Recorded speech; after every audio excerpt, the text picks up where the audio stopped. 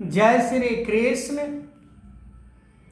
गीता के 4थे अध्याय में भगवान कृष्ण कह रहे हैं कि जो परमात्मा को प्राप्त कर लेता है फिर उसे सांसारिक उपलब्धि को प्राप्त करने के लिए मन के अंदर कोई विचार उत्पन्न नहीं होता है, कोई भाव उत्पन्न नहीं होता है। और यदि ऐसा हो रहा है तो साधक को समझ जाना चाहिए कि हमें परमात्मा के बारे में कोई जानकारी प्राप्त नहीं हुई है, हमें ज्ञान प्राप्त नहीं हुआ है। जिस ज्ञान से परमात्मा को देखते हैं वो ज्ञान शायद हमें प्राप्त नहीं हुआ है। पर आज मन के अंदर इतना कामना उपलब्ध है कि कहीं सोचने का कोई जगह ही नहीं बचता है। पर हम दावा करते हैं कि परमात्मा को भी प्राप्त कर लेंगे, असंभव है। कामना रहित ही परमात्मा को प्राप्त किया जा सकता है। अब हम अपने आप के अंदर देख सकते हैं कि कितना हम महत्व अपने जीवन में परमात्मा को देते हैं और कितना महत्व इस नश्वर संसार को देते हैं। यदि 100% में से अगर 99% भी अगर परमात्मा के तरफ हमारा सोच है, 1% भी यदि संसार के अंदर इच्छा रह गया है तो भी परमात्मा को प्राप्त नहीं किया जा सकता है। परमात्मा को प्राप्त करने में क्या क्या छूट दिया गया है, जीवन निर्वाह के लिए ही मात्र छूट दिया गया है। जीव को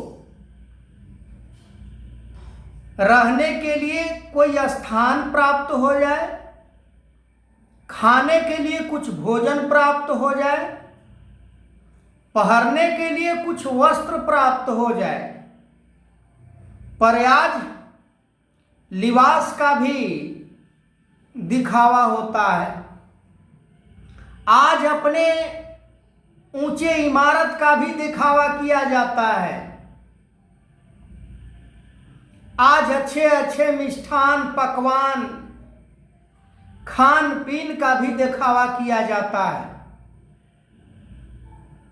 ये सारा खेल मन ही तो खेलता है, सारा खेल कामनाओं से ही तो उत्पन्न होता है।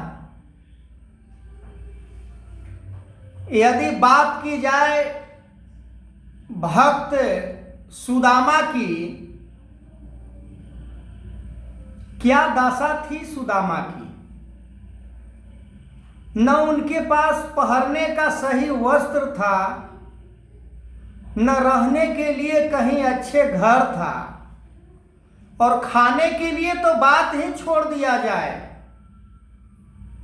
एक एक दाना के लिए सुदामा के जीवन में वो तंगी और तबाही आई थी कि कोई शायद उस स्थिति में भक्ति कर ही नहीं सकता है।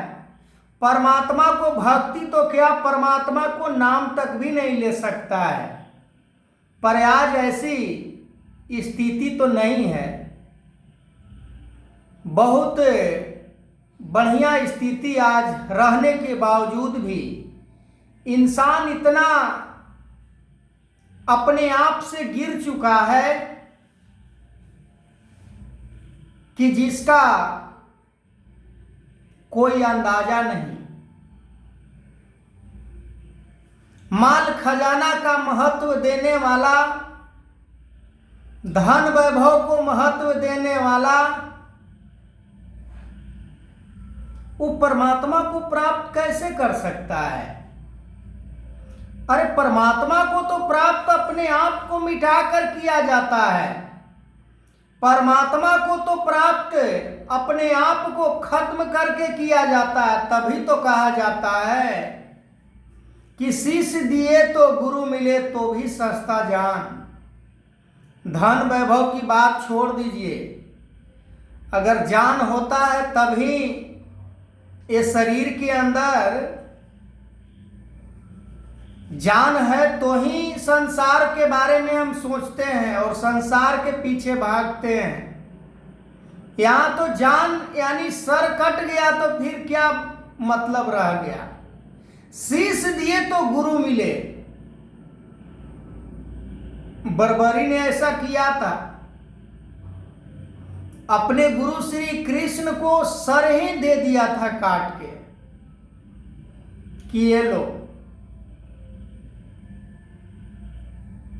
आज भक्त का वो स्थिति नहीं है। आज तो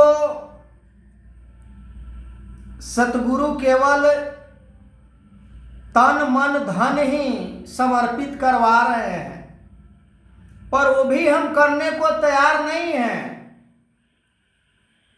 और नहीं तो हम सतगुरु से उल्टा, एक तो कि हम समर्पण नहीं किए और दूसरा ऊपर से सतगुरु से बार बार हम इच्छा जाहिर करते हैं कि ये दे दीजिए, वो दे दीजिए, ऐसा दे दीजिए, फिर मैं ये करवाऊंगा, वो करवाऊंगा। यानी बिजनेस किया जा रहा है सतगुरु के साथ। भक्ति के साथ बिजनेस नहीं चलेगा।